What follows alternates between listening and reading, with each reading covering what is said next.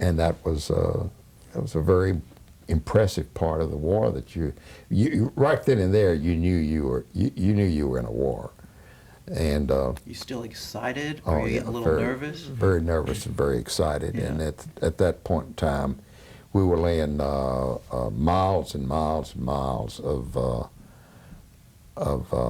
telephone wires, communications.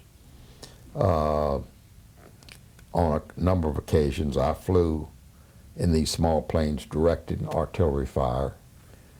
And see, I was in a 155 artillery battalion, which is, back in those days, was a big gun. Mm-hmm. The 105s were in front of the 155s. The 105s actually were just very, very close to the frontline troops, where the 155s were further back and would lob Over.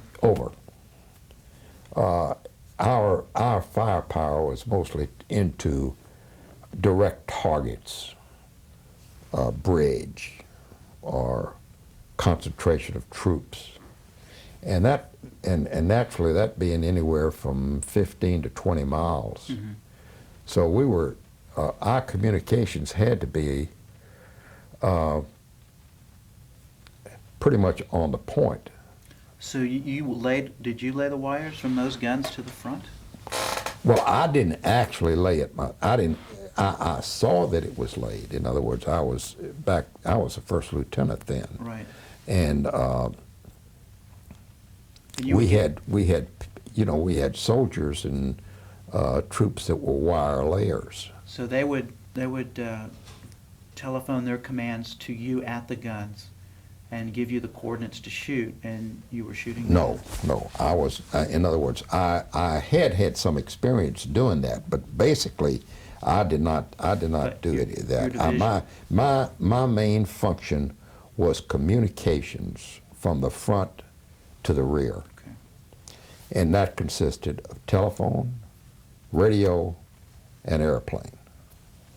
See, because our battalion had 2 light planes that were assigned to us. Now, what I would do on occasions, I would be an observer, and I would go up in the plane with the pilot, and I would observe and radio back information on how to direct the fire. So you were Henry Fonda in the Battle of the Bulge, in that plane directing the... Pardon? Do you remember the movie, The Battle of the Bulge? Yes. And Henry Fonda was in that small plane looking for the tanks to direct the fire. That's... I'm just using that as an analogy, but you would go up in the plane and actually spot the target, and then you would radio back, or you'd go back? Radio back. You'd radio back. Radio back. I see. Had radio equipment. And were most of those trips uneventful? Very eventful. Very eventful. Yeah. So tell me about a trip on it. Well, you would see these tremendous, for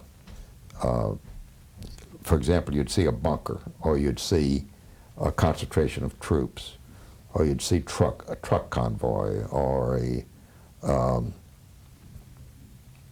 tank convoy. And what you would try to do, you would try to narrow in the fire onto your target. And most of the times, in other words, what you would do in field artillery and directing fire, you try to bracket. In other words, you took a gun, mm-hmm. and you would shoot, say, short. Then you would direct the fire where it would go over, or it would be to the left or to the right. Then, after that one gun had zeroed in on the target, then all guns were tied in, and that's when they had the tremendous. So this was true real-time communication. You would wire back, you would radio back, shoot, and it was short. You tell them a little longer until they finally hit. Well, you do it by quadrants, so you do it by degrees. But the whole time you're in the air watching them shoot. Oh yes. And people were shooting at you. Yeah, at you. Because naturally they knew, the Germans knew that what we were doing was directing fire. Now, if we possibly could, we would try to either get on a high hill and direct fire by telephone. And that was a lot more accurate. Mm-hmm. In other words, because the communications with the noise and the racket of the radios was not near as efficient as the telephone communication was. You mean because I just simply couldn't hear you? Well, you couldn't hear it, and you know how radios would fade in and fade out. But the telephone was really the most efficient way to do it. But many times you just didn't have the time to lay the wire. I mean, you were moving fast, you just didn't have time. I mean, I would say much of the fire direction during the Battle of the Bulge was by radio. Yeah. So, were you at any time in this plane, and did you ever tell the pilot, you know what, I think we've had enough, we better get out of here? No, now, that was the most amazing thing. Whenever you were in an airplane and you were directing the fire, you were not in charge of that airplane. The pilot was in charge of that airplane. It was his responsibility. And many times, you know, you'd have to say, duck out and then come back up, wait 5 or 10 minutes, and come back in. Try it from a different angle. It was an exciting time. So you, I guess, with the in this artillery division, you're just moving forward. You would That's correct. Plant yourself. That's correct. Take out some targets. Then, of course, actually, when the Battle of the Bulge actually hit, the 102nd Infantry Division, if you remember correctly, the Germans broke through, and they were driving into Holland. The Germans broke through, and what they were trying to do was to separate and then come back around from the rear. Mm-hmm. When that happened, our division was on one of the flanks of our division is where the Germans really came through. And you're in Germany right now? Where Yes, well, and when that occurred, they broke us off, and we was under command of an English of an England general from England. Our division was, because where they had broken through, the only thing for us to do was to stay with the troops, and we were the troops right next to our division were English troops, so that's where they put us. They put us under English command. Mm-hmm. And then, of course, we were very much involved in the Battle of the Bulge at that point. Well, let's talk about that. How are we doing on tape? Can I take a? Oh, sure. You want to let's take break. a 5-minute break. Talking about the transition from the Red Ball Express to your fighting unit in the artillery, and then we were going to move through the Battle of the Bulge starting. So why don't you kind of describe? Well, one of the main things that I remember so distinctly about the Battle of the Bulge is there was a town by the name of Aachen, Germany, and it was, I would imagine our battalion had about as much to do with it anyway. It was absolutely flattened. And I remember our troops going, when we moved through Aachen, and we're moving further into Germany. This was right before the Battle of the Bulge. I can remember going through that town, and there were bodies stacked against the torn down walls, where the Germans hadn't even taken time to bury their dead. And it was just a horrible experience of going through that town of what we had done, trying to rout the Germans out of Aachen. And then we got through Aachen and got into the Battle of the Bulge, and of course that's when their troops really came at us with a direct hit, split the division, or split us off from the division that was on our right flank, and we then ended up under the command of the English command for a number of months until the Battle of the Bulge was really over. And that was just about the end of the war at that point. So are you in the line of fire now with this? Well, I was in line of fire as much as you can be when you're in a 155 howitzer battalion. No, I was not like an infantryman right up on the front lines. Mm-hmm. I observed. I was doing my job of land communications. I mean, it's very difficult at this time to remember the difficulty we had in trying to keep communications open. It was a very well, you can just imagine in the heat of battle of what goes on, and trying to fight off the enemy as he's coming through, and at the same time trying to defend yourself, and trying to keep your communication lines open to direct the fire. Do you remember at any time, I mean, did you have to retreat back at any one point? Were you always moving forward? I would say more of a, not a backward movement, but more of a flank movement, which we did. And that was to keep in other words, because actually when the Germans came through, they created a wedge and tried to get around and back. And that was the whole idea of the Battle of the Bulge, was to create a wedge and get around and back. And then if they had gotten around and back, if we hadn't kept our flanks protected, if they had gotten around to the back, they would have won the Battle of the Bulge. Mm-hmm. No question about it, because they would have then been able to get into the area of the field artillery, of which actually I was a part of. And without the firepower of the field artillery, the infantry troops probably would not have been as saved. Were you kept abreast of these sure. battlefield events daily? Oh, sure. And this was yeah. probably yeah. the most...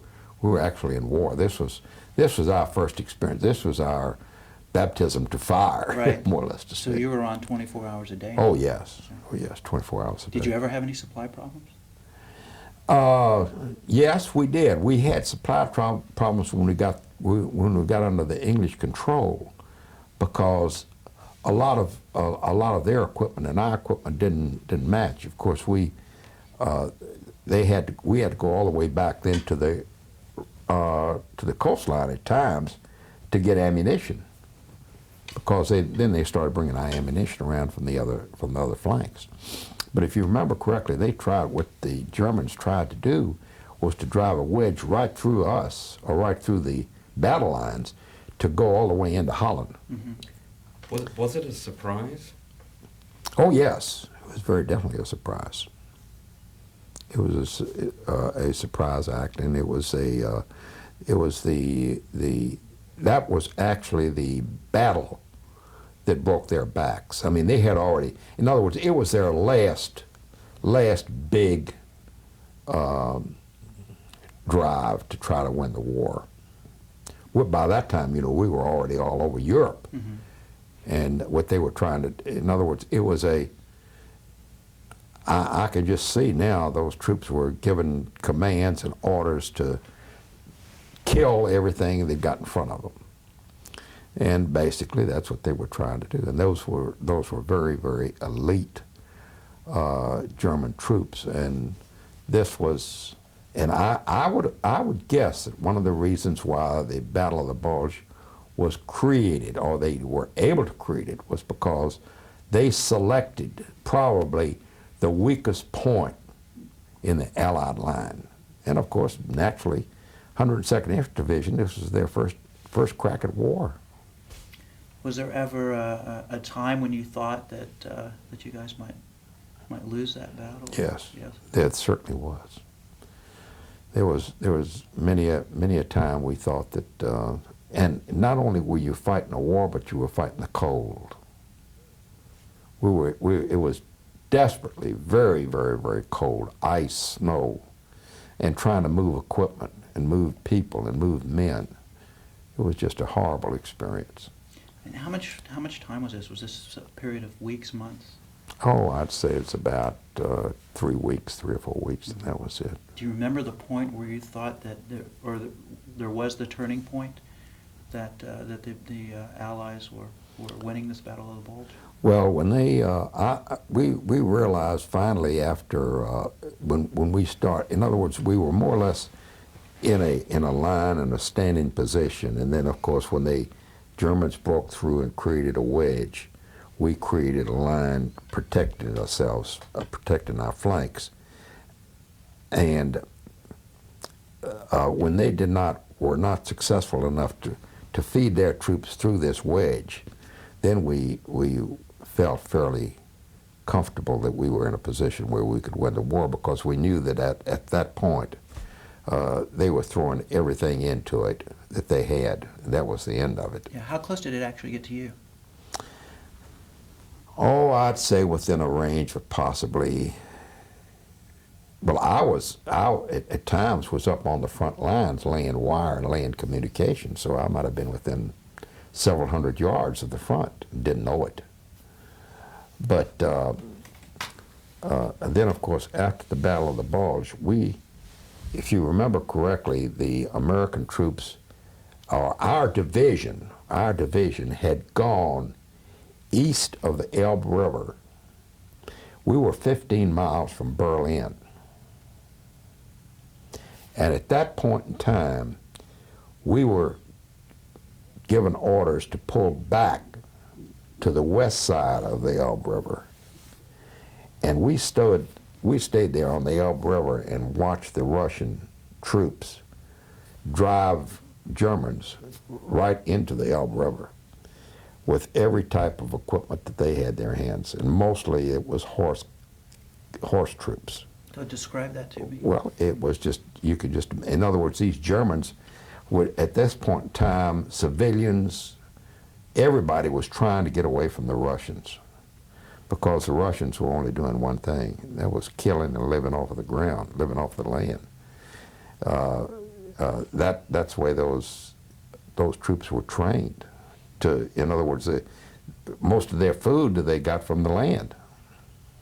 And They didn't have they didn't have the typewriters and requisition no, forms that you they did. didn't have the equipment, nearly the equipment. No Red Ball Express. Well, they did have red. They were a much tougher and harder and cruel type of a soldier than we saw with the American troops. We sat there on the Elbe River across from the Russians after they had walked into Berlin, and I'd say for several months, with them on one side of the river and us on the other. And it finally got to the point on several occasions we'd go and visit their camps, and they'd come over and visit our camps. But you literally saw them come in and Oh, yes. We were literally saw German people swimming, getting on boats, going over wrecked bridges, anything to get away. to get away from the Russians. So they must have come up to you then, because you were on the other side. Oh, sure. And what'd sure. you do with them?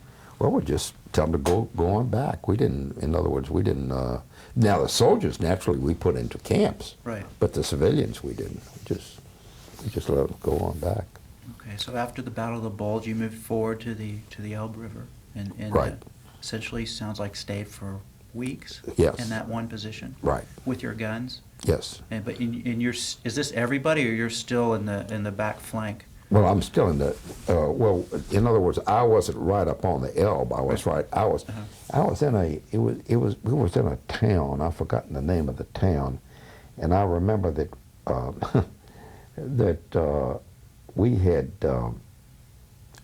there was a shoe factory in that town, and there was a fabulous home, unbelievable home, and we requisitioned the home for the officers. And we took the shoe factory itself, and that's where we put the troops up in that, and they were inside at that time.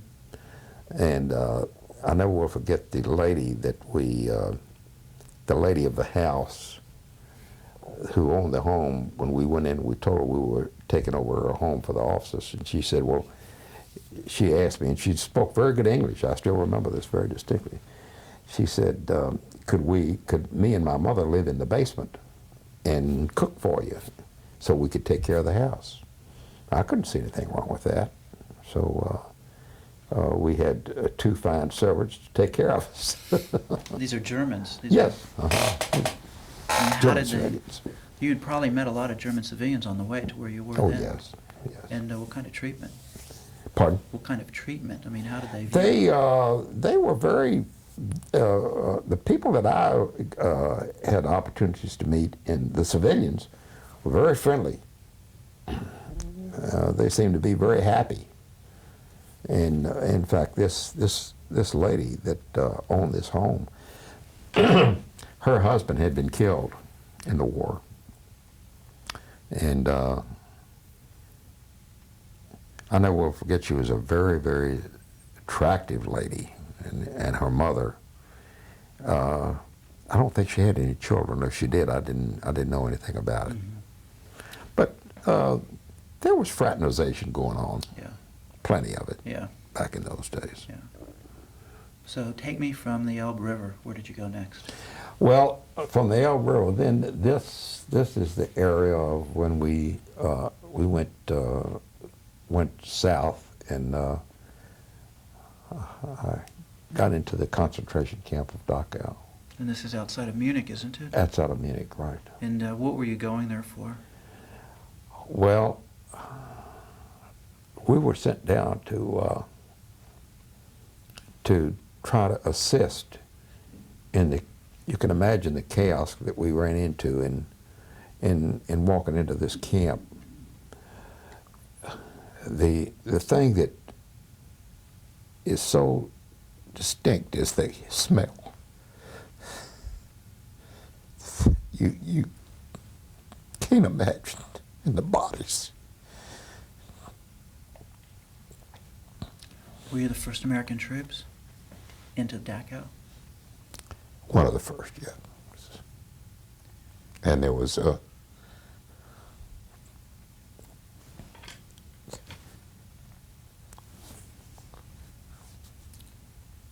Take your time.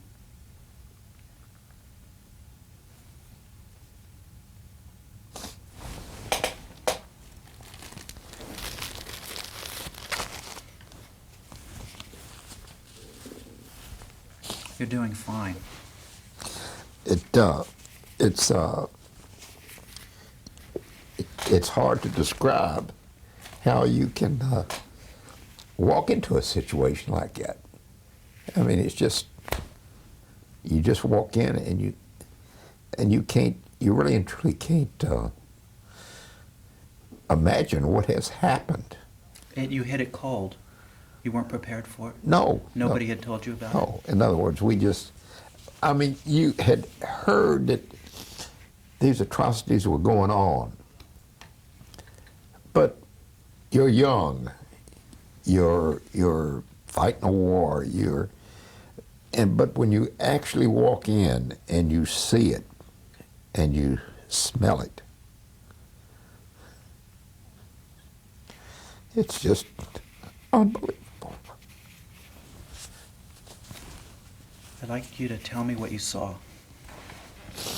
Well, I saw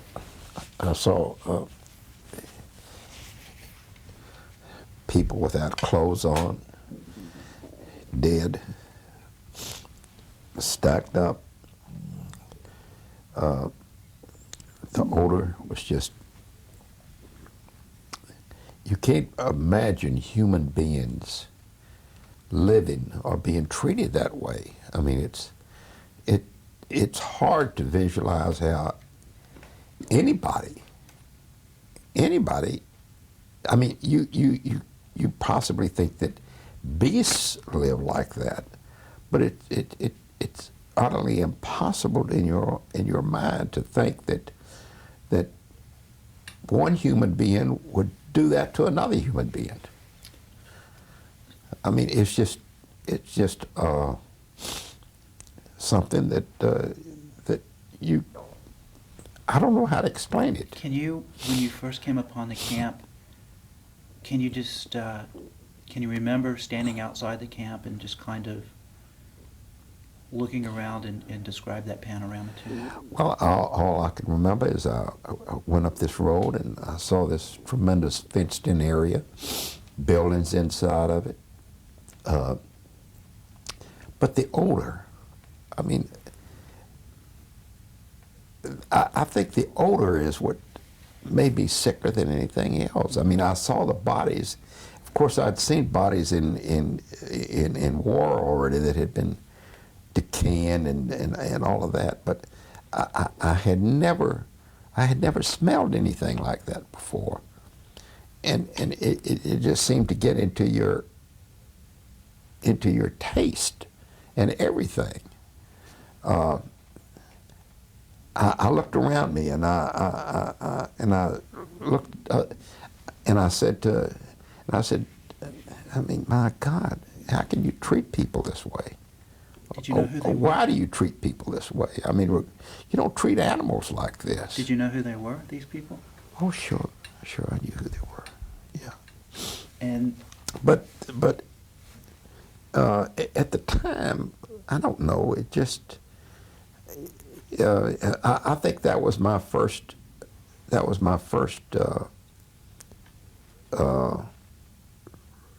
Realization that what this war was all about. and what was that? And that was the way they were treating the people.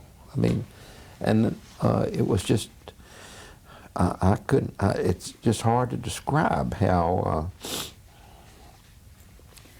they, and at that point in time, I remember I went back and I went back to our camp, and that night, or a couple of days, or 2 or 3 days, I don't remember, time had just, I know I couldn't eat.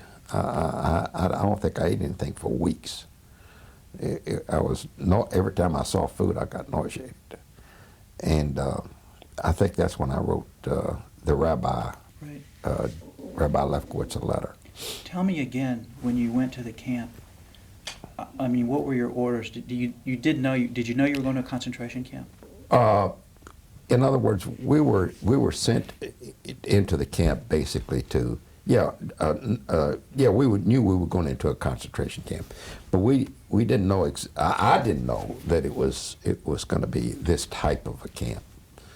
We were just told we were going to go. In other words, Lieutenant, take these troops. You're going to this concentration camp. So it was at that time you realized. And then what we had to do was try to create some kind of order. And everything was havoc, and get these people bodies buried and properly sorted out, and just assist every way that we possibly could. Did you talk to any of them? Talk- Any of the No, you didn't talk to any of them. I don't remember any conversations with any of them. How about with fellow officers? Oh yes. We had lots of conversations and discussions. But me being the only Jewish officer, I think it possibly affected me more than it did anybody else. I felt it did. Maybe at this point in time of my life, I think I grew up at that point. Mm-hmm. I think up to that time I'd been very, but when I saw that, I think it ages you. It ages you mentally and physically. So before you walked into the camp, you had heard stories about the atrocities, Yes. but they were stories, so they weren't real to you. They it was, you can imagine 25, 26 years old, fighting a war, you'd heard about these things, but you said to yourself, well, did this really happen? And then all of a sudden, you see it, and you know it's happened. But you had heard that they were doing it to the Jews? Oh, sure, certainly. But then you knew it was there because you were seeing it. You couldn't help from not knowing it was there. I mean, you saw the people with the marks on them, and it was, and you knew that it was a concentration camp. Were there any Germans left in the camp when you were there? Yes, there were. There were some German civilians left in the camp. Sure were. And then what you did at the camp, And you hated them. You hated them. But, you know, they were, in other words, you can make excuses for them. But it's just like anybody else. You know, they were given instructions. If they didn't do it, they would have gotten killed. Mm-hmm. I mean, that's basically the only attitude that you could take. They were carrying out instructions from above. How much time did you spend there? Oh, I was there maybe a week. You went back every day? Yep. And your job was, did you clean the camp? Clean the camp up. Yep. And then after that, they sent our division to Marseille, France, as a division, and because at that point in time, they were still having the war in the Far East. I mean, in Asia, Mm-hmm. and when they dropped the atomic bomb, we were in Marseille, ready to get on a ship to go to the Far East. They were going to ship us directly to the Far East because we actually, the only battle or war that the 102nd Division ever saw was the Battle of the Bulge. So we were the likely troops to see more war.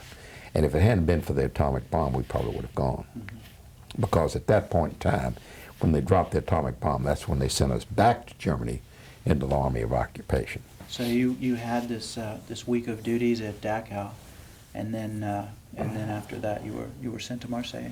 Is that how it worked? Yes. And during that week at Dachau, you were there. You accomplished everything that you needed to do. Well, I don't think we accomplished everything that we needed to do, but at that point in time, they had decided to send us to Marseille, mm-hmm. because we're the 102nd Infantry Division. And they had pulled us out then and sent us to Marseille, and some other troops came in and took over in Dachau where we were, or in that area. While you were in Dachau, did you you obviously recognized the atrocities at that camp? Did you then know what the extent of the atrocities were? No. I knew nothing about any other camps, Uh-huh. Buchwald, or any of the other camps. I only knew about Dachau. Did you ever learn about the prisoners and where they came from? Pardon? Did you ever learn about the prisoners at that camp and where they had come from? No. I sure did not. Mm-hmm. So let's talk about, you were shipped to Marseille and the... Well, can I have one question? Oh, sure. What's, I mean, I don't want to labor this, but what was involved in cleaning up the camp? Well, actually, when we were mostly disposing of the bodies, and and burying the bodies, and trying to get out some of the filth that was in the camp, and that took a considerable amount of time, even after we left, I'm sure. How many bodies do you think you buried? Ronnie, I have no idea. Of course, a lot of them were already buried. I mean, in Mm-hmm. ditches, and there was a tremendous job of trying to determine who, what, when, and where. Right. At that point in time, they had no identifications. What, I mean, Or very little identification. what did you find out while you were there about what went on in that camp? Pardon? What did you find out when you were there about what went on in that camp? Well, we found out. In other words, we had heard some of the people say that how these people had been hauled in and came in boxcars, and they were the women were thrown in one group, and the men thrown in another. And the thing that really disturbed me, I think, as much as anything else, was the mistreatment of the women. They were just absolutely treated terrible. I mean, stripped of all their clothing, humiliated, the way they describe it, it's just hard to believe. that human beings would do anything like that. And this, you were there. You saw them just standing on the other side of the fence or in the camp, Yeah. without clothes, and Yeah, skinny. sure. No food. And of course, the main thing we try to do is the ones that were still alive is to get them out and get them someplace and get them protected. And Put clothing on them. were you told that this was a camp where they brought Jews? Yes. Yes, I was. In other words, we were told we were going to Dachau to liberate a Jewish concentration camp. That's what you were told when you were going in? Till you were going to go liberate a Jewish concentration camp? Yes. And when you got there, you found both men and women. Any children? No. I don't remember any children. There could have been, but I don't remember. But I remember the women and the men. Mm-hmm. Older men, too.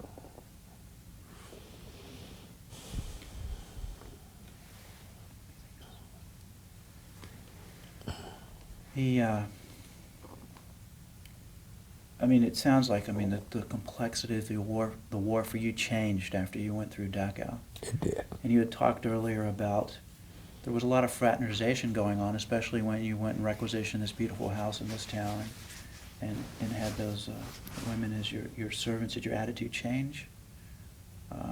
Could you fraternize as easily, or did you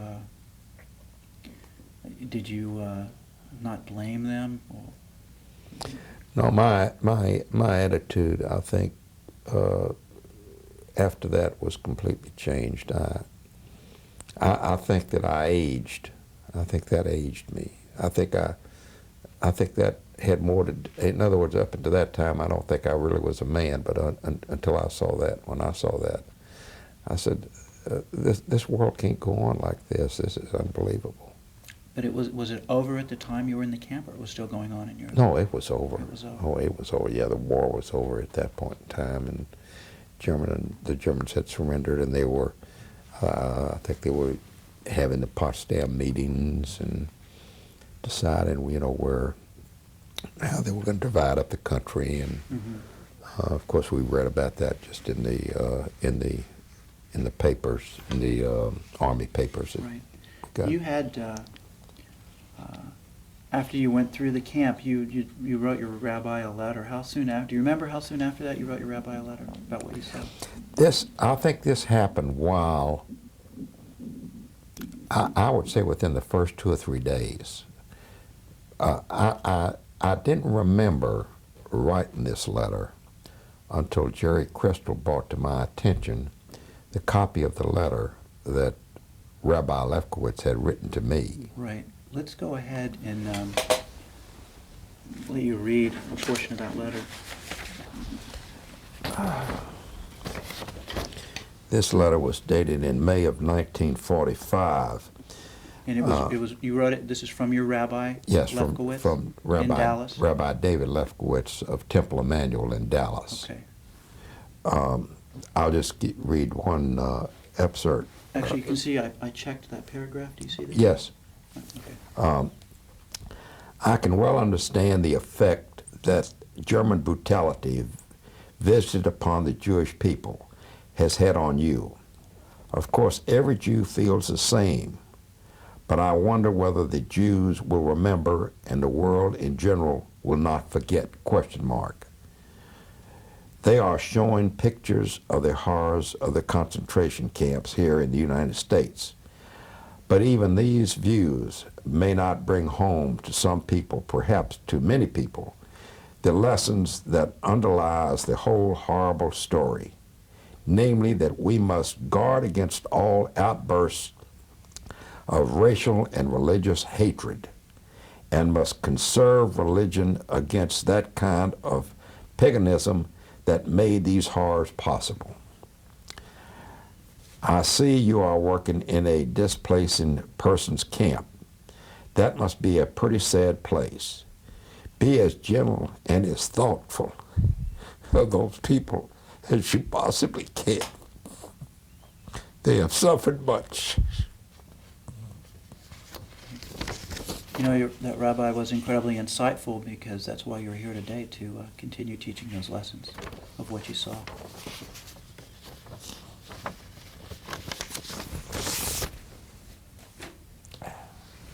When he mentioned displaced person camps, was that just that week, or was there another time when you were? No, that was just that week. That week.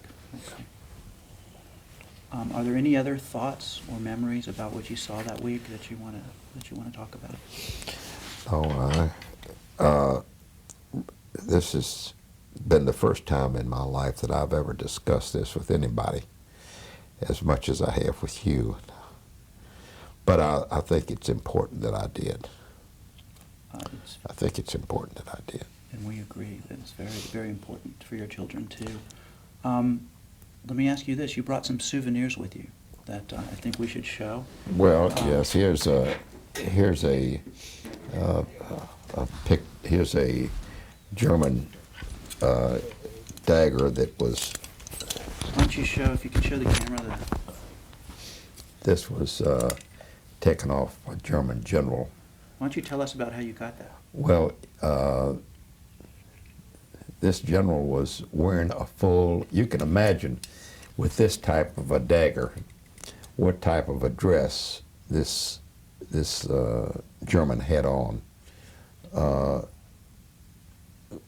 And this was right after I'd been to, right after I'd been to Dachau, I saw this German officer. And I walked up to him and I just ripped this right off of his belt.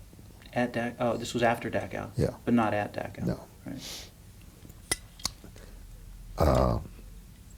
But they were very very arrogant. Even after the war? Even after the war, yeah. Especially the pure Nazis, and that's what this person was. There's a. Did you make any comment to that German officer about what you had seen, or what? No. About his. No, I didn't. I just didn't say it. To the best of my ability, I didn't talk to him at all. I just ripped it off. And this is a picture of me in my dress. Here, hold it still for them. Oh, in Germany, I picked up a little dachshund. Yeah. And that was my partner. This was after the war? Or This was during the war. during the war? Yeah. The Red Bull. And I named the little dog Daisy. Yeah. That's great. You've got a cigarette. Yeah, back in those days I was smoking. Yeah. G.I. Joe. You're right. Huh? G.I. Joe. G.I. Joe. And this is a picture of me, I think this was after the war. And this is when you were a captain? Yeah. No, this is a lieutenant. It's when I was a lieutenant. I still had lieutenant bars on then. I really didn't get to be a captain until I was discharged. I see. And after, I never will forget this. When they sent me back to the United States, I went to Tyler, Texas, and it was in November, and they had asked me to join the reserve, and I said, no, I've been in 5.5 years. I don't want anything else to do with the service. I'm through. And of course, you got to remember, I had a pretty high MOS number. Which is what? MOS was the number that you had as far as what the service, and back in those days, was a communication officer. That was my MOS number, was a communication officer. And this major, and when I got ready to get discharged, he asked me, he said, Lieutenant, he says, do you want to get home for Christmas? I said, sure, I want to get home for Christmas. I'm only 50 miles from Dallas, Tyler. He said, well, if you want to get home for Christmas, you had to sign those reserve papers and go into the reserve. I said, is that the only way I'm going to get home? He said, yeah. He said, otherwise you're going to be here after Christmas, and then we'll let you out when we feel like letting you out. So I went ahead and signed the reserve paper so I could get home for the holidays. And then the Korean War came on, and I was still a reserve.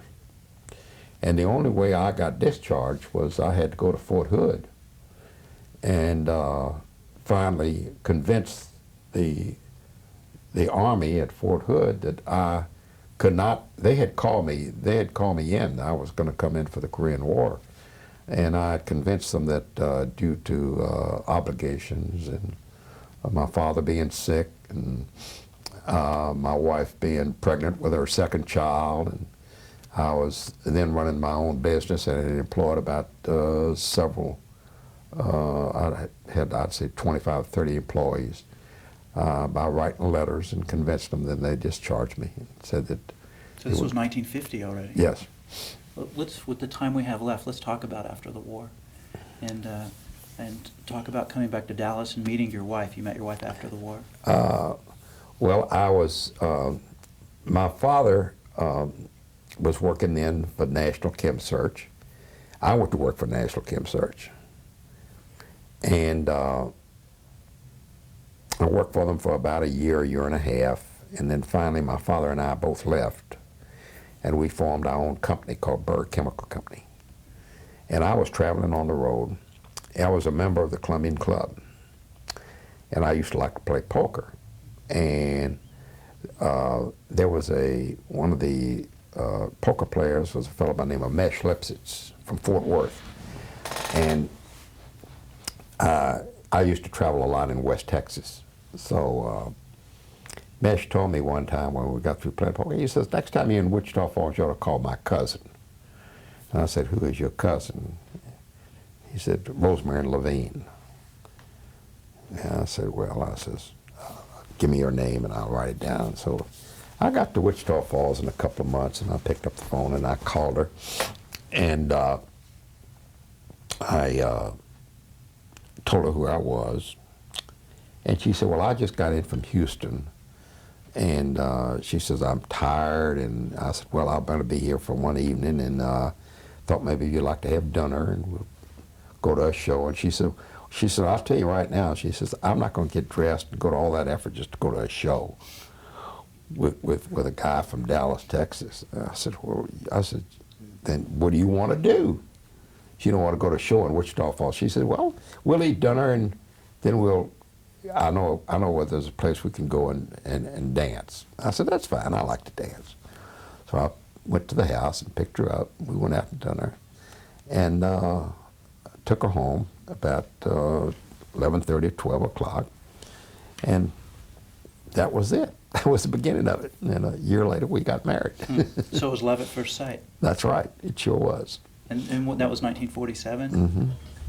And from that time on, every night when I was traveling on the road, I'd call her. So she must have been a good dancer. Oh, she was a great dancer. A great dancer. So soon after that, you continued to work with your father in the chemical company. Yes, he and I had Berg Chemical Company, and we did that I had that for a number of years, and then the Korean War came, and Rosemary and I were raising a family, building a home. When was your first child born? Lee Michael is 47, so that was. That would have been 40. That would have been 47. Mm-hmm. Really? So you had a child soon after you were married? About a year and a half after we were married. Okay. Mm-hmm. And then after, and then I guess it was after Lee Michael was born, there was Terry. Uh-huh. My oldest daughter, and Terry, and then Rosemary, and then Rosemary and I decided I wanted to give up the chemical business, and I went to work for Levine's department stores, and I liquidated the chemical business, and Rosemary and I, with 2 kids, and she was pregnant again, moved to Lubbock. Uh-huh. And that's where we started in Levine department stores. I started there as working for Bert Bernstein in the Levine store there. Was she excited about moving to Lubbock? Well, no, she wasn't. No. She wasn't too excited about moving to Lubbock. She wanted to, she was a big city girl. Mm-hmm. She'd been in Houston and Dallas, and she wasn't too excited about that. And then, but Rosemary had a very, very difficult pregnancy with Judy, and we were there about 7 or 8 months, and she was having a very difficult time, and I picked up and called Raul Rosenthal, who was a very close friend of mine, plus he was her doctor. And I told him the problem that she was having, and he said, Lee, he says, I'd get her on a plane and get her to Dallas now. And I can remember we called some people to take care of the kids, and Rosemary and I got on a plane and flew to Dallas, and Raul met us at Love Field with a ambulance, took her right to Baylor Hospital. And that night, Judy was born, premature. She was a 7-month baby, 7 or 8 months or something like that. And that's when we moved back to Dallas and moved back into our home here and had Judy and Mark. Yeah. Mark is the baby. Mark is the baby, yeah. So you're still with Levine's now? You're still? Oh, no. I left, I'm still with Levine's at this point. And then I was with Levine's for a number of years, and then they merged with Zale Corporation. And I was the executive vice president of Levine's, and Bert Bernstein was the president, and they'd taken Morris and Bill Levine and put him on the board and moved them downtown. And I stayed with the company then for I stayed with Levine's about 6 to 8 months, and then I transferred into Zale's real estate department. And then from their real estate department, I was there for a number of years, and then went into the commercial real estate business with a fellow by the name of Pat Smith, and did that, and then during the early '80s and all through the '80s, did commercial real estate. What, you were a broker or I was a broker. A broker. A broker and a developer. Mm-hmm. I did some development also. And now I'm semi-retired. Yeah. You're hardly working. Hardly working. Oh, I'm working at my golf game right now. I see. So, and your kids are, let's see, I know Mark's in Houston, and you have a son. Mark is in Houston. Lee Michael is in Baton Rouge, Louisiana, and has 3 boys and 5 jewelry stores. And Judy is living in Dallas, married to Jack Schechter, and they have a little boy and a little girl. And unfortunately, Rosemary and I lost Terry, who died here in Houston about 5 years ago. So how many grandchildren do you have? Got 6 grandchildren. I got a basketball team and a cheerleader. I see. And what do they call you? Well, I've got my oldest grandson, Ryan, is a sophomore in college, and he and I have got a great relationship. Then Scott is graduating from high school this year and is going to go to Tulane. And Chad is going to private school in Baton Rouge. And Josh and Jamie are going to Green Hill School in Dallas.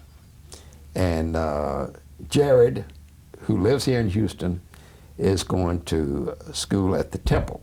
And I think we'll probably go to a public school or a private school. I see. Mark is doing a fantastic job with Vincent Elkins.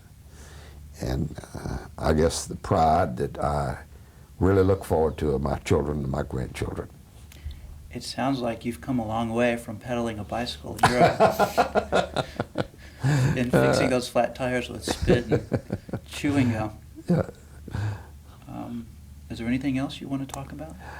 Ronnie, I think I've talked too much. I think you've done great, and we're glad that you took the time to come in and talk to us. I appreciate the effort and the time, and I hope my information on the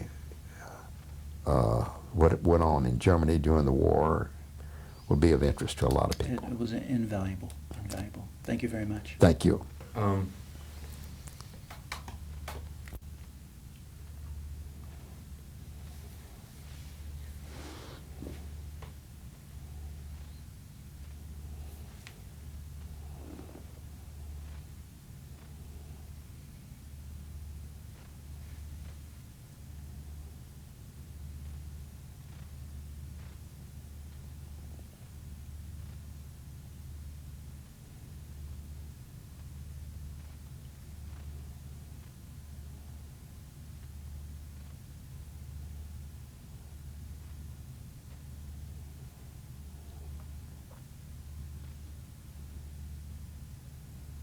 Could you explain how you got this again? How come this officer still had the dagger?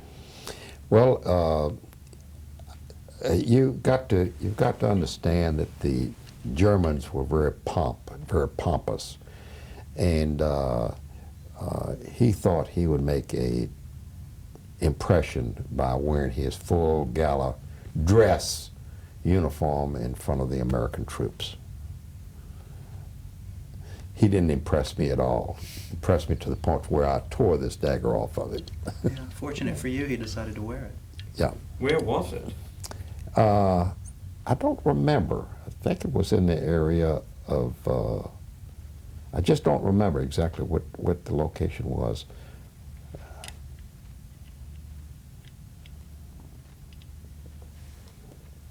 If you ever want to